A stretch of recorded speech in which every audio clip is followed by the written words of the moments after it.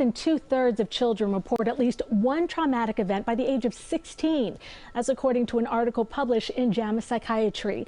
Joining us now to help us understand trauma and the ways we can support teenagers through it is Dr. Elizabeth Henry. She is a pediatrician and author of You Are Not a Bad Parent. Dr. Liz, welcome back. Oh, thanks for having me back. So when we say trauma, what are some examples? What are we talking about? Well, a traumatic event is any event that causes physical or emotional harm to young people or adults, or puts them in a life-threatening situation, and it causes persistent negative impacts on their well-being. So it can range from neglect, abuse, or natural disasters, accidents. And I mean, even a couple weeks ago with the Super Bowl parade and the Kansas City Chiefs, they came in for a celebration, and then all of a sudden there was a shooting, and where there was a traumatic event for everybody involved. So, and it impacts individuals in different ways. Everybody responds differently to trauma. Why are we seeing more minority children affected by these adverse childhood experiences? Well, it's unfortunate, but they face inequalities in institutions that shape their environments.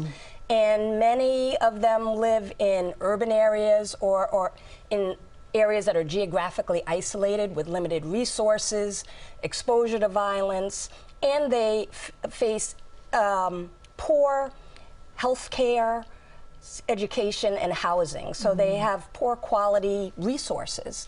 So how can parents, teachers, and guardians support teenagers and kids who've experienced these issues? There are a couple of things they can do. First, be dependable and available, because these kids need a safe space to talk about what they're going through and share their feelings without fear of judgment. And then stick to routines, because it's important to stick to a schedule dinners and meals and activities, so they have a sense of normalcy and safety. And also, to give them a sense of control, it's important to really give them choices, simple choices that they can go through, and also teach them calming techniques like meditation, because when they're triggered, they need something to calm themselves down. So meditation and mindfulness techniques are important. So we're talking about what helps. Yes. What happens when these kids are not supported?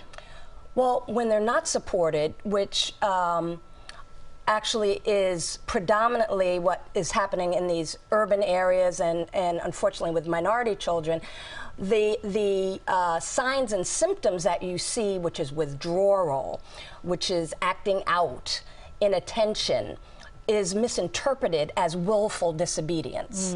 And these are signs and symptoms caused by the release of stress hormones.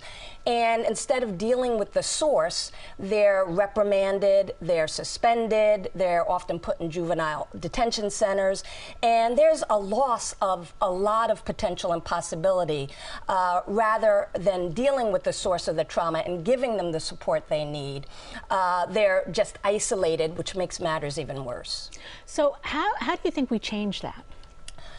Support is the key. I can't say that enough. So providing, there are certain different responses to trauma, and there's one called an affiliate response, which is based on having a supportive adult or network that can help you through the healing process. It could be a parent, it could be a mentoring organization, it could be a community organization, but having that other person getting you through is so important in resilience. It's so important nobody falls through the cracks. Yes. Dr. Liz, thank you so much for being here. Well, really thank appreciate you for having it. me.